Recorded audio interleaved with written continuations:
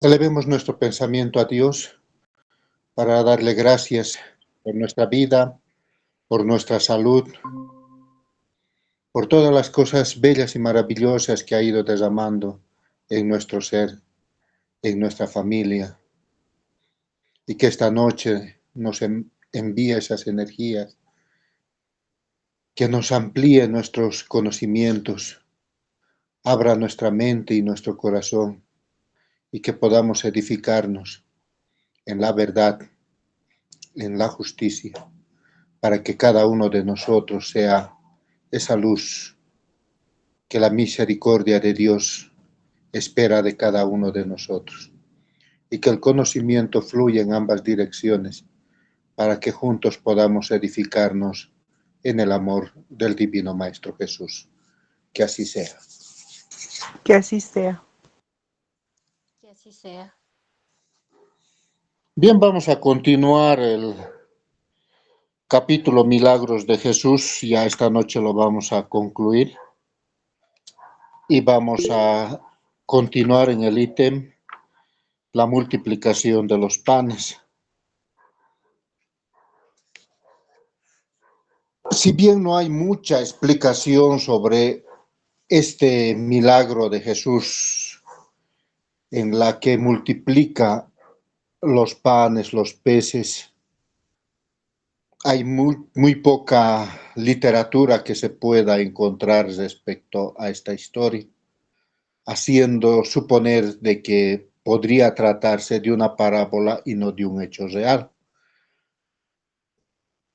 En el libro Parábolas de Jesús,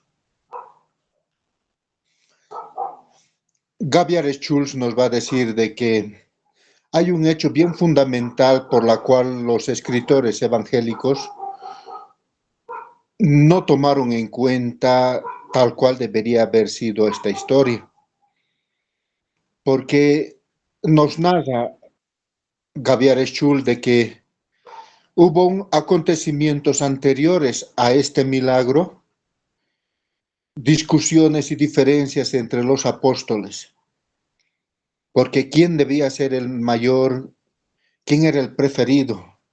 Hasta en alguna parte de los evangelios nos narran de que pedía a la madre de que el uno se siente a la derecha y el otro a la izquierda de los hijos.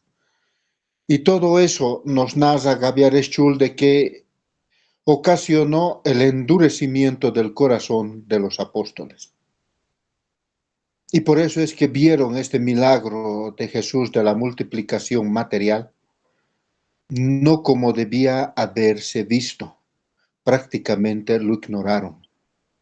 El evangelista Marcos es uno de los que nos va a decir de que los apóstoles en el momento de la multiplicación estaban con el corazón endurecido, amargados, resentidos. Y por eso es que le dicen, ¿cómo vamos a darles de comer?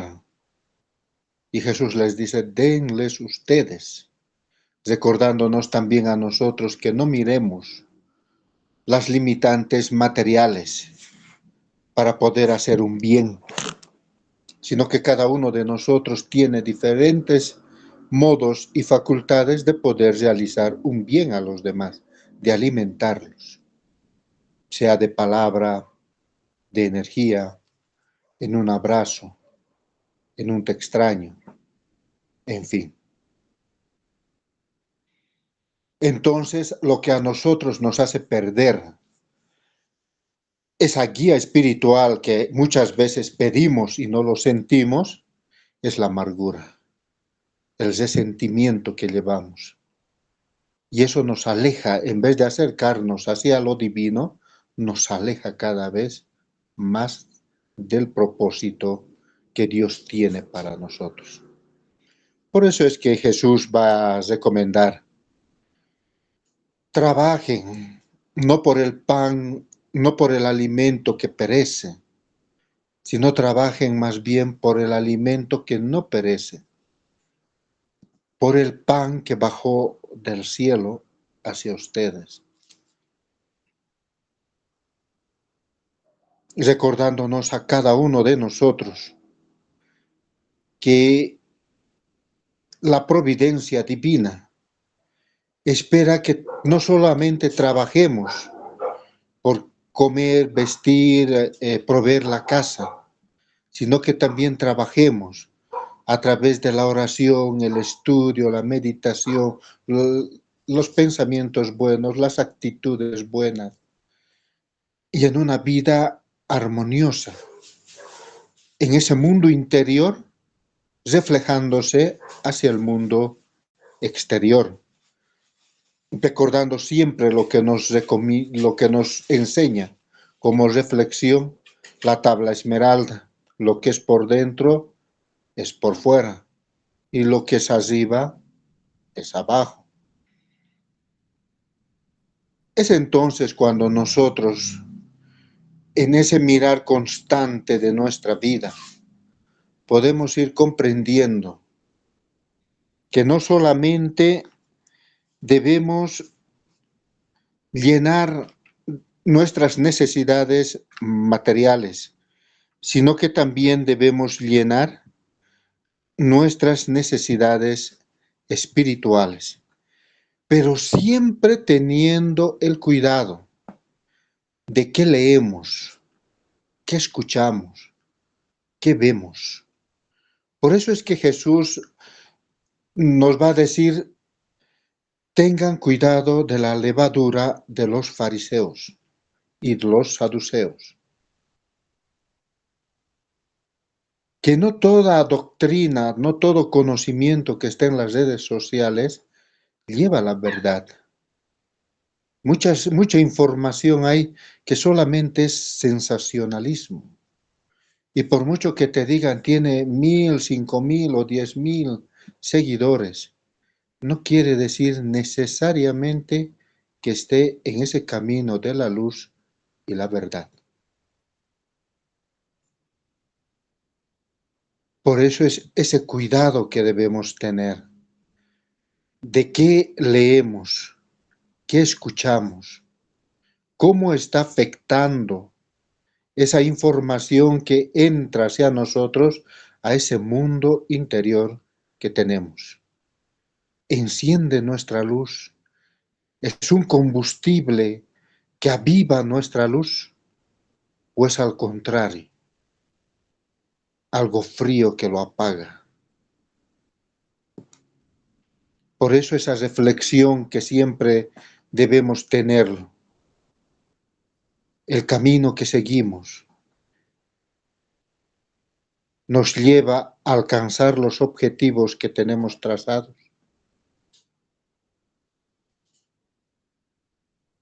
Y ese mirar hacia el futuro, hacia el porvenir, no debe ser como una ilusión, sino como una proyección de mi presente hacia un futuro probable.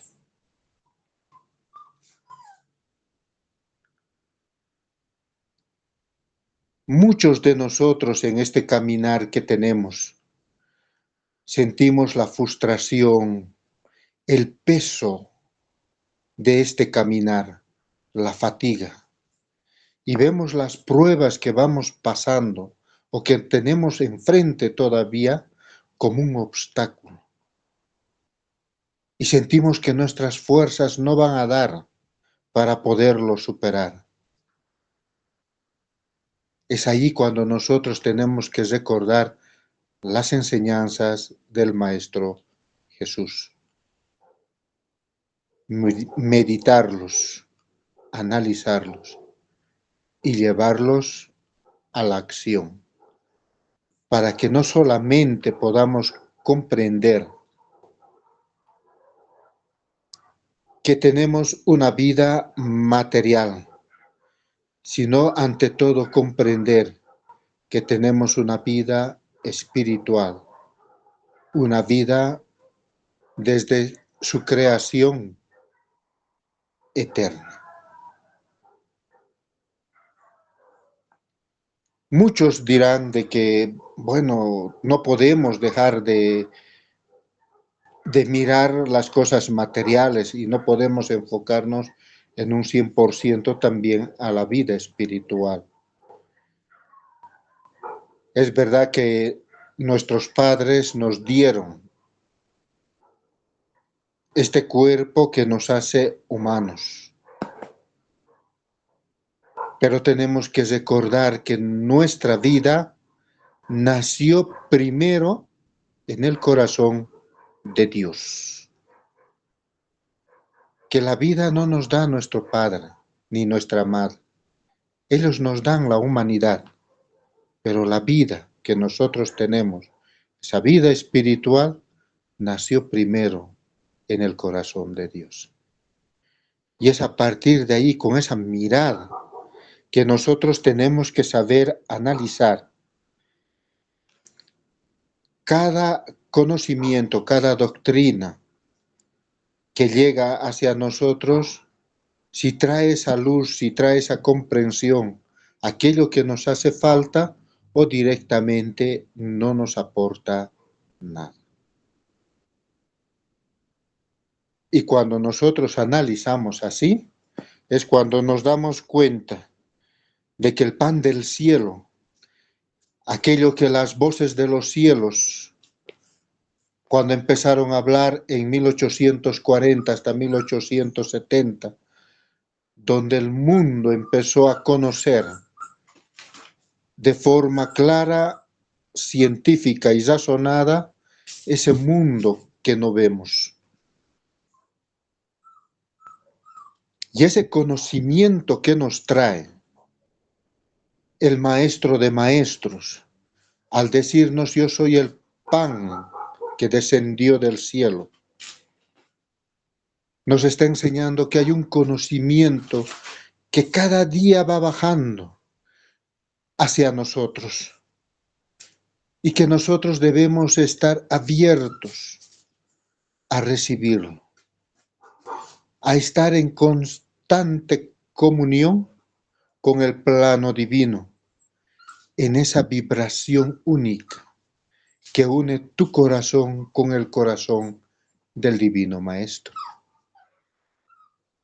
Es entonces cuando nosotros podemos conectar, podemos entrar en esa comunicación con nuestros mentores, con nuestros guías. Alguien por ahí decía, como un comentario de que en una meditación, en un análisis que estaban haciendo en familia, se dieron cuenta de cómo es realmente el tener visión, cómo uno conecta con el plano divino.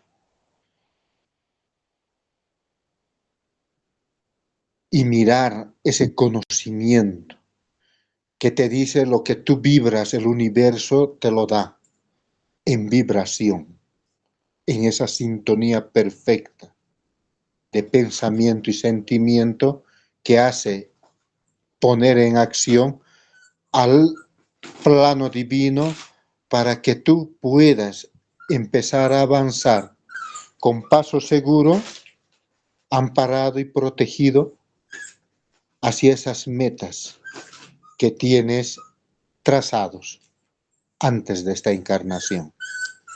Entonces el pan del cielo no es algo material como lo veían los de la época, el maná que bajó del cielo, decían los de la época de Moisés, y consideraban que comieron el pan del cielo. Y Jesús nos esclarece y dice, pero aquellos que comieron el maná también murieron. Pero aquellos que comen el pan del cielo, el verdadero pan, no morirán jamás. ¿Por qué? Porque nos abre esas puertas del conocimiento universal que nos dice que la vida simplemente continúa. La vida se transforma, cambia, se renueva, pero no termina.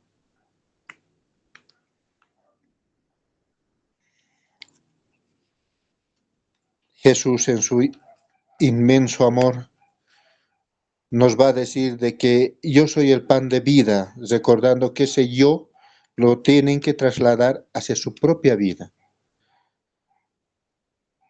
El que viene a mí nunca tendrá hambre, y el que en mí cree no tendrá sed jamás.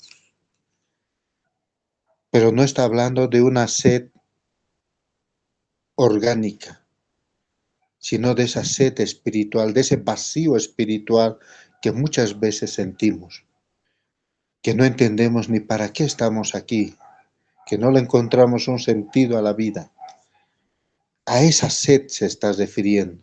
Y cuando tú sientas esa sed, simplemente tienes que abrir tu pensamiento y empezar a buscar el conocimiento divino para llenarte. Y de esa fuente que es tu espíritu, empiecen a emanar ríos que contienen aguas de vida. Y cuando nosotros vamos comprendiendo que cada paso que Allan Kardec lo va a ir codificando en esa sistematización de la doctrina espírita, y en especial este libro de la Génesis, según el espiritismo, vamos a ir comprendiendo no solamente ese caminar que tuvo el Maestro Jesús, ese sufrimiento como ser mortal, como todos los hombres, como todos los seres humanos, pero también cómo fue esa luz que supo transmitirlo de esa fuente única de un Dios creador, a través de él transmitirlo a la humanidad. Por eso es que nos va a hacer esa pregunta: ¿tu vida cómo afecta a tu familia? ¿Cómo afecta a la sociedad? ¿Cómo afecta en tu trabajo?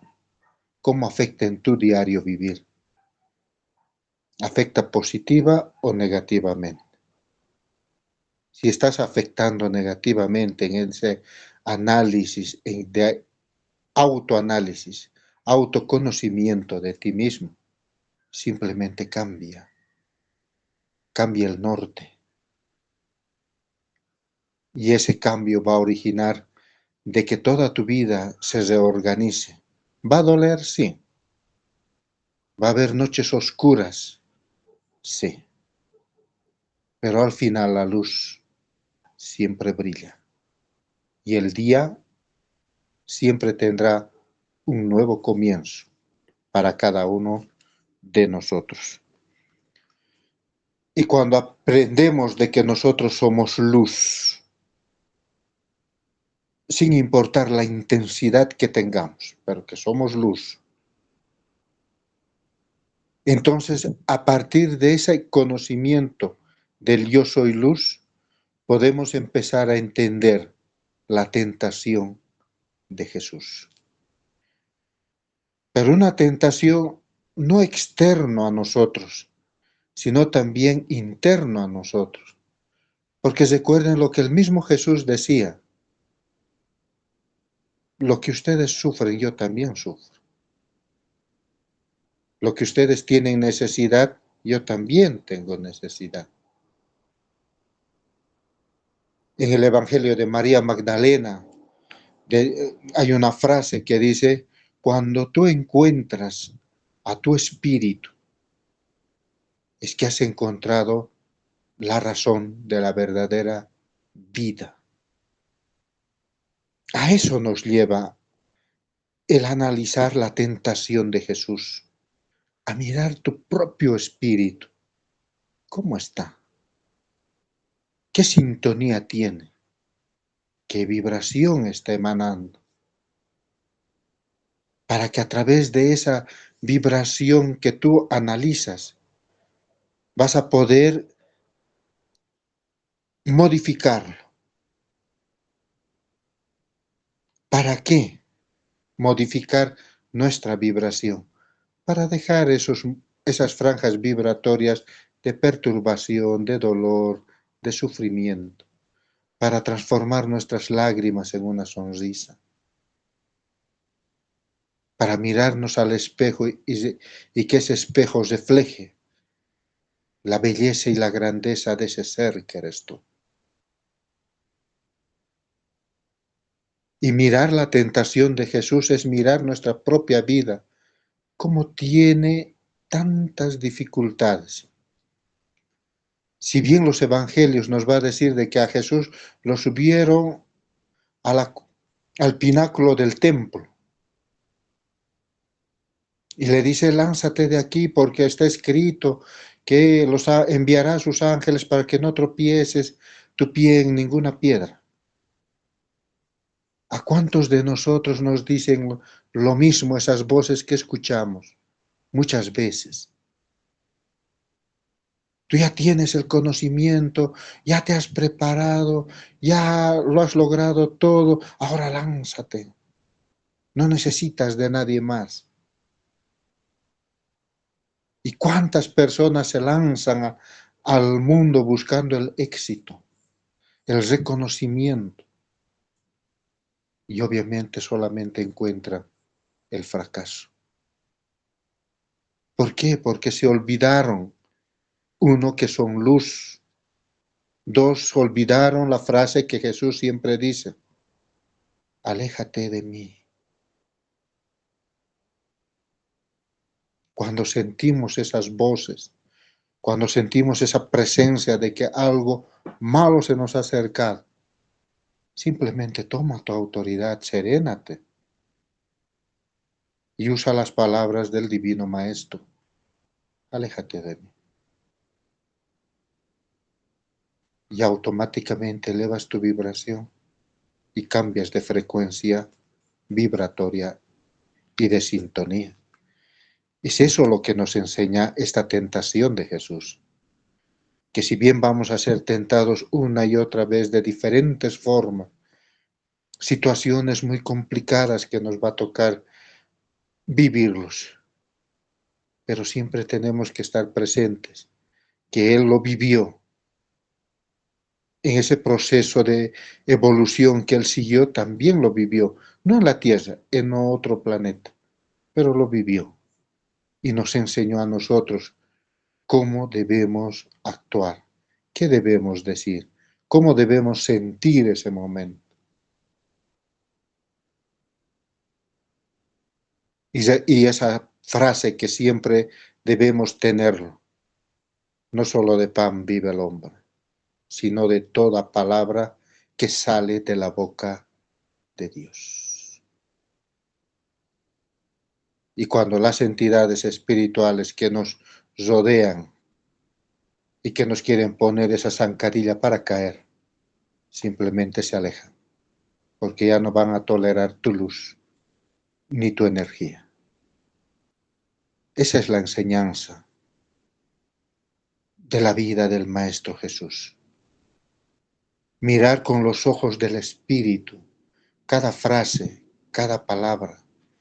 Mirar la intención, la vibración y la sintonía. Esa energía que salía de Él para que nosotros podamos generar en nosotros mismos una energía, quizás no igual a Él, pero por lo menos que se asemeje.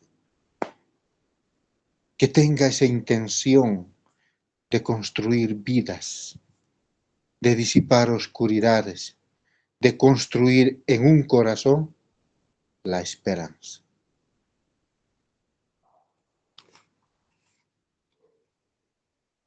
Por eso es que Allan Kardec nos va a decir de que esta parábola de la tentación de Jesús debemos asemejarlo a la parábola del hijo pródigo o al del buen samaritano, recordándonos que el buen samaritano y el hijo pródigo somos nosotros mismos. ¿Sí?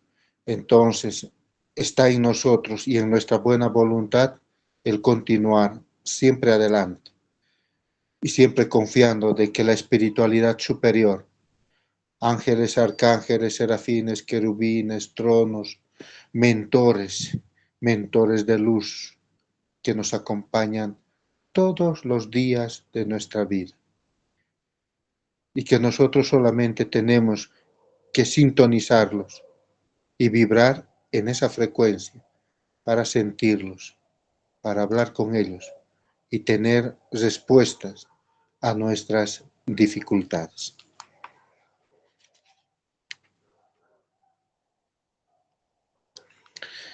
Si nosotros empezamos a mirar ya con ese conocimiento de que nosotros vamos despertando don tras don, talento y talento, entonces miramos la vida de nuestro Maestro Jesús en los prodigios que sucedieron durante ese proceso de su muerte. Prodigios que nos narran los evangelios desde que se oscurece el sol.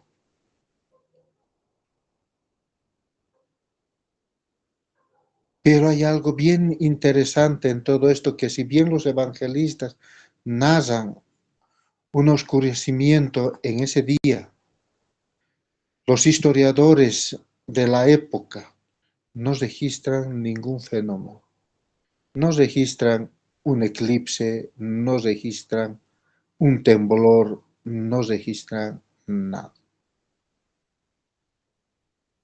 Y muchos dicen es que los apóstoles estaban fantaseando, o los evangelistas que escribieron estaban fantaseando y lo maravillaron ciertas cosas para que exaltar la presencia de Jesús. Y Allan Kardec, en ese conocimiento que le transmiten los espíritus superiores, en este libro de la Génesis nos va a decir de que el milagro más grande de Jesús no fue lo que él hizo, sino lo que él enseñó, el Evangelio. Porque si él se hubiera limitado a hacer milagros nomás, ahorita hubiera llegado hacia nosotros solamente su nombre, nos dicen la espiritualidad superior.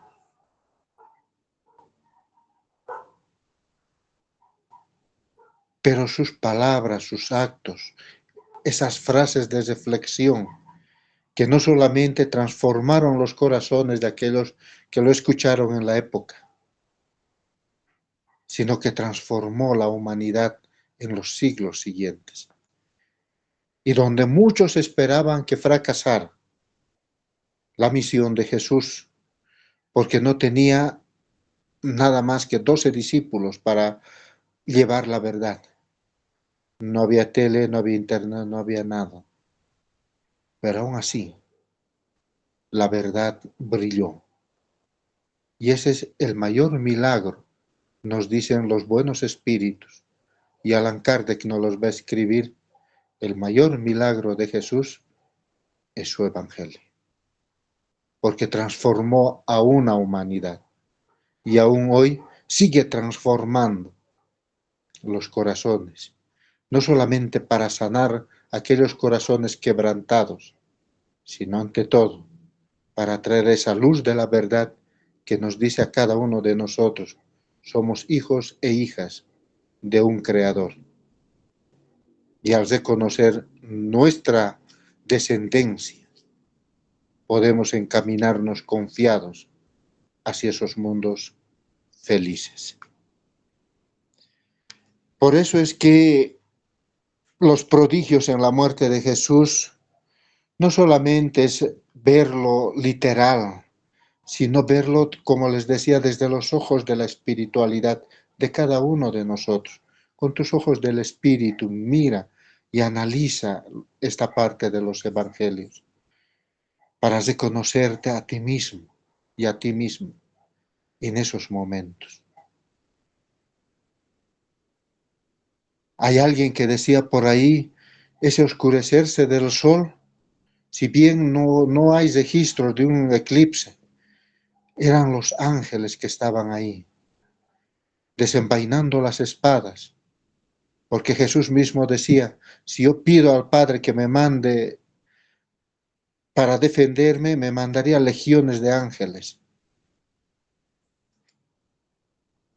Y por eso es que si bien todo es programado, como decimos en el mundo espiritual, en esos acuerdos que hacemos, igual Jesús tenía un plan para venir a la tierra, escrito en las profecías del Antiguo Testamento, desde la Génesis hasta Zacarías, el último profeta.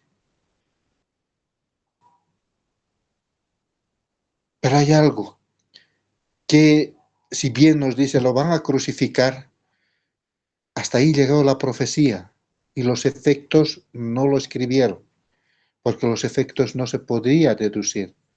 Si Jesús decía, Padre, envíame a los ángeles, ahorita no estaríamos aquí para contarlo. Nos hubieran exterminado en aquella época. Pero las palabras de Jesús fueron tan nobles. Perdónalos, no saben lo que hacen. Y es esa frase que nosotros también tenemos que aplicar con aquellas personas que nos insultan, nos gritan. Tratan de hacernos la vida de cuadraditos, aquellos que decimos nos odian, porque ellos realmente son los maestros que han venido a enseñarnos a nosotros. Están cumpliendo bien su papel, porque están sacando aquellas virtudes que debemos tenerlas. La paciencia, la humildad, la comprensión, el aprender a bendecir a alguien que te maldice. ¿Te imaginas el bien que te están haciendo? Pero nosotros, ¿cómo reaccionamos? Al revés. Por eso Jesús nos dice, ama a tu enemigo. Y en ese amar a nuestro enemigo comprendemos que todo es una enseñanza, un aprendizaje. Y que solo tenemos que sacar nuestros talentos, nuestras virtudes y poner en práctica toda aquella técnica que la doctrina espírita ha puesto a disposición de cada uno de nosotros. El magnetismo, el paz, el agua fluidificada, la práctica del evangelio en el hogar. El controlar tus pensamientos, tus emociones, para que esa luz divina, esa chispa divina, se fortalezca y empiece a brillar, como el Padre designó que debe brillar nuestro espíritu en este tiempo de transición.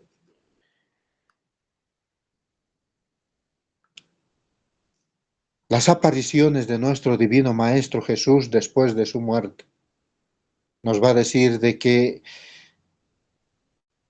ya no tiene un cuerpo corporal igual que nosotros, sino ya tiene un cuerpo etéreo. Hay algunos que dicen es agénere ya, entre no es materia, pero tampoco es espíritu. Y Allan Kardec nos va a decir, eso se explica bien sencillamente por las propiedades del periespíritu, en la tangibilidad. Que un espíritu puede tomar la forma material, pero al mismo tiempo puede también volver a su esencia espiritual. Por eso es que Jesús aparecía en puertas cerradas. Como también hay muchos espíritus que aparecen en nuestros cuartos, en nuestras reuniones, sin que lo hayamos abierto la puerta, por esas propiedades del periespíritu. Es eso lo que nosotros tenemos que entender y comprender, que cada fase del Maestro Jesús simplemente nos lleva a cada uno de nosotros a la reflexión de encontrarnos con nosotros mismos y de ver qué propiedades no estamos usando de nuestro ser espiritual. Qué cosas hemos dejado a un lado, pero que ahora sí necesitamos retomarlo para volver a empezar de nuevo. Un nuevo comienzo, un nuevo nacimiento. Por eso es que, si bien la muerte de Jesús fue una muerte literal del cuerpo, la doctrina espírita nos dice de que debes dejar morir al hombre viejo, a ese hombre egoísta, lleno de dificultades, con limitantes, que no controla emociones, que no controla carácter, que no controla nada. Debes dejarlo morir para revestirte del nuevo ser, de ese ser espiritual, lleno de virtudes. La muerte de Jesús también nos enseña aquello que en el Antiguo Testamento te decía, la muerte es única y los que mueren duermen. Ya no hay más, no tienen participación en las cosas que suceden bajo el sol. Y en eso se basan nuestros hermanos de las otras creencias para decirnos de que nosotros estamos locos y que estamos fuera de doctrina. Pero la muerte de Jesús, ¿qué nos dice en la segunda carta de Pedro? Que Jesús descendió, como nos dice el credo, ¿no es cierto?, 3 días al infierno. Descendió a esas zonas bajas, al seno de Abraham, las zonas umbralinas, nos va a decir Allan Kardec y la doctrina espírita, a las cavernas, para predicarles a esos seres que estaban ahí de esa verdad que también ellos tenían derecho a recibir, como los recibieron los que estaban encarnados. Y ese camino que él abre en este descenso hacia estas zonas de sufrimiento, de dolor, es el mismo camino que nos ha abierto para que nosotros hoy, como medios intermediarios, podamos trabajar yendo a estas zonas para lo que él hizo, llevar la luz, la esperanza, la fe, y para aquellos espíritus que ya están listos en su mejoramiento, retirarlos de estas zonas y llevarlos a colonias espirituales de vibraciones más estables, más armoniosas, para que este ser también prosiga su proceso evolutivo. Por eso es que Jesús siempre fue el primogénito en todo. Primogénito en ir a estas zonas y abrirnos los caminos para las generaciones siguientes. Entonces, nosotros ahí reconocemos que ser cristiano no solamente es decir, yo creo en Cristo, sino ante todo es, yo vivo como Cristo vivió. Hablo como Cristo hablaría en nuestra época. Amo como Cristo ama. Doy lo mejor que tengo todos los días. Y lucho para que el bien se instaure en cada vida, en cada corazón, y el mal vaya desapareciendo. Para que ese reino de Dios no esté en los cielos, sino esté también en la tierra. Y si bien en ese momento también de la muerte de Jesús había perturbación, sufrimiento, dolor, dispersión de los apóstoles, todos escaparon, todos se perdieron, hasta que se volvieron a reunir otra vez. Lo mismo nos pasa también a nosotros. Y por eso es que no nos debemos asustar de que en un momento dado haya personas que nos acompañan un trecho del camino. Pero al concluir su ciclo, y que si ellos ya no quieren continuar, nos dejarán. Eso también nos enseña esta parte de la muerte de Jesús, que hay personas que nos van a acompañar, pero que también hay personas que se van a quedar. Y a pesar de nuestra dedicación, nuestro esfuerzo, tenemos que dejarlos partir. Y nosotros seguir nuestro proceso de evolución, no olvidándonos de ellos, orando también por ellos para que continúen al paso que van. Y que en la gracia del Divino Maestro nos podamos volver a encontrar en el mismo sendero un poco más adelante. Todo para nosotros, como ven, es una enseñanza. Cada paso, cada vida, cada momento de la vida de Jesús es un momento de reflexión de cómo estamos viviendo el hoy y cómo estamos construyendo nuestro porvenir.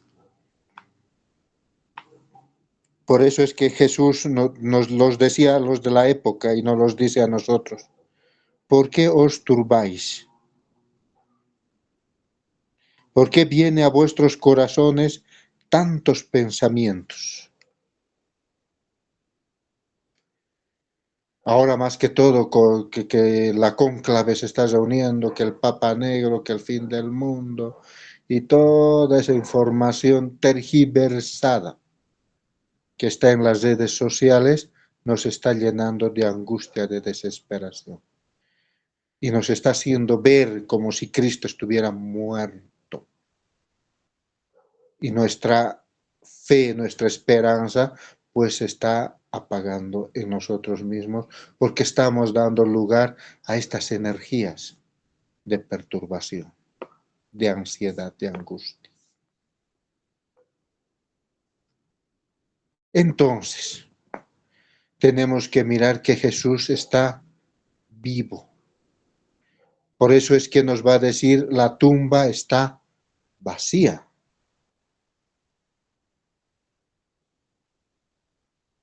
Y esa tumba vacía la ven primero las mujeres. Y muchos hacen broma de ese hecho.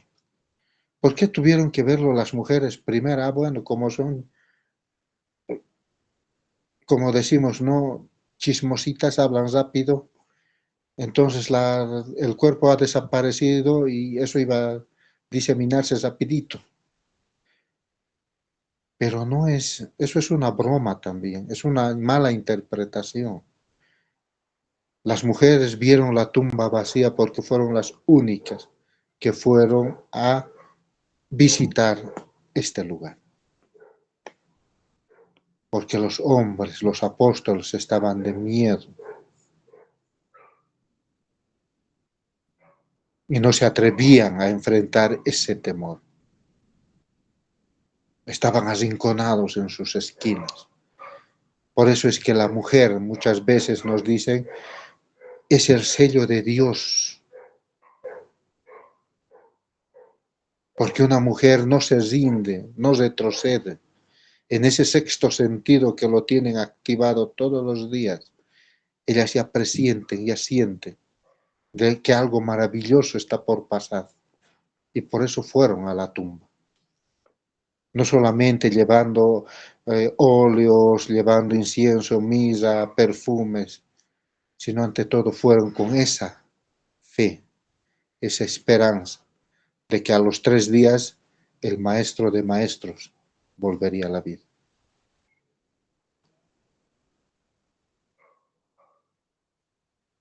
Y nosotros miramos esto y decimos, Jesús resucitó. ¿Y nosotros cuándo vamos a resucitar? ¿Cuándo dejaremos esos pensamientos derrotistas? ¿Cuándo dejaremos la amargura, la desesperación, la angustia que aún envuelve en nuestro corazón? ¿Cuándo dejaremos de sentirnos que no somos capaces?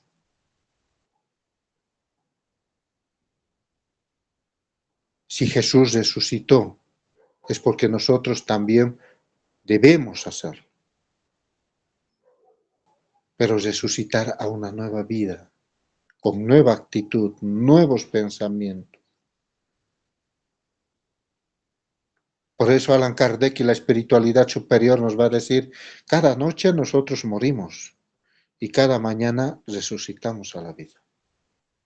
Solamente que muy pocos se dan cuenta que cada mañana es un nuevo comienzo, un nuevo despertar, una resurrección de nuestro ser a la vida.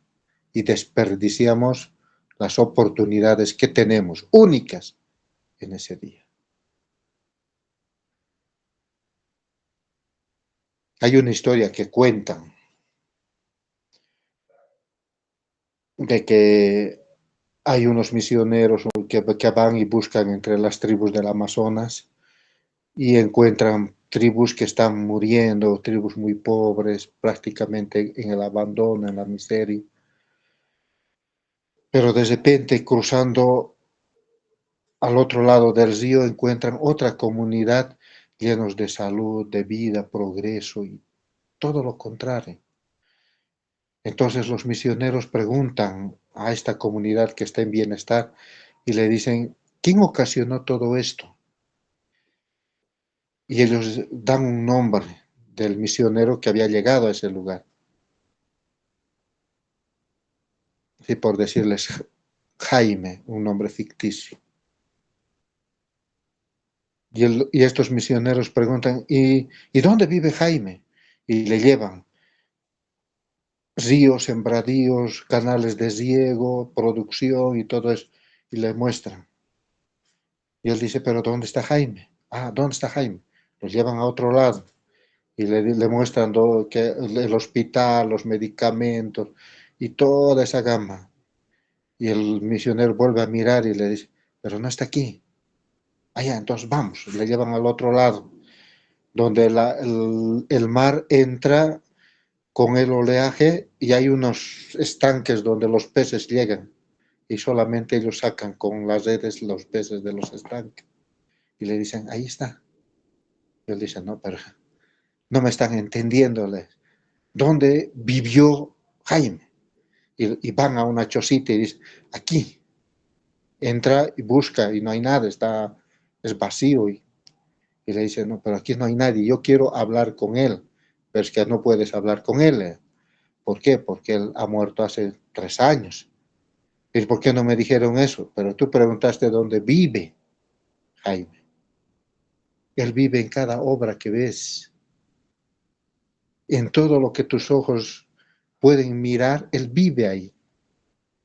Por eso cuando tú nos dijiste dónde vive, te hemos mostrado todo lo que Él hizo.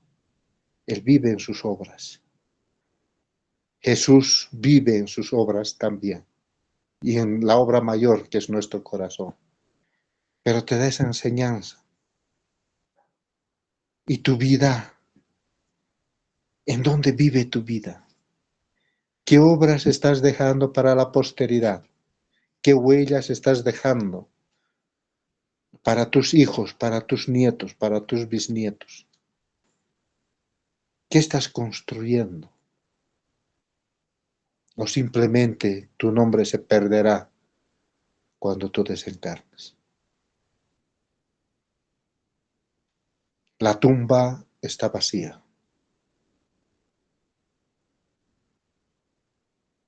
Llénate de esa luz. Llénate de esa verdad. Y sé tú, al igual que el Maestro Jesús, que dejó una tumba vacía para construir vida y vida eterna. Por su atención, muchísimas gracias.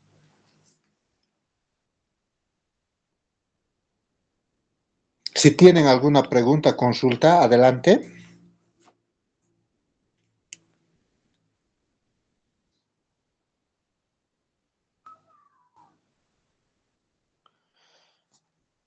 ¿No?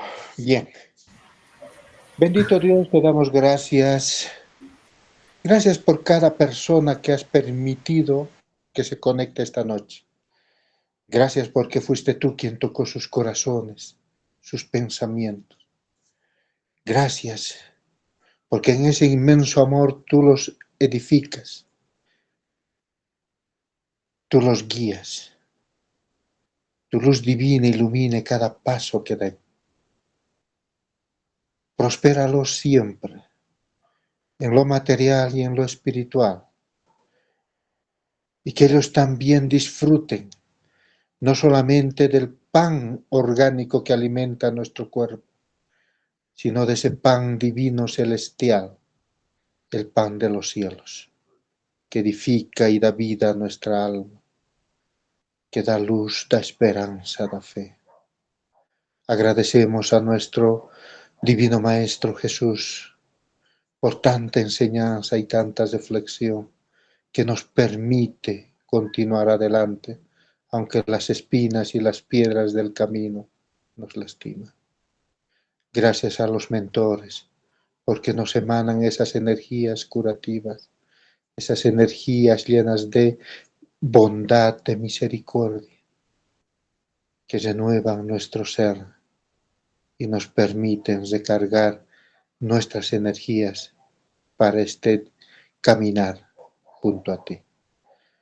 Bendícenos siempre, ampáranos todos los días de nuestra vida, y que así amparados y protegidos por ti, continuemos este camino de ascensión hacia las cumbres celestiales del reino de nuestro Padre. Gracias, que así sea.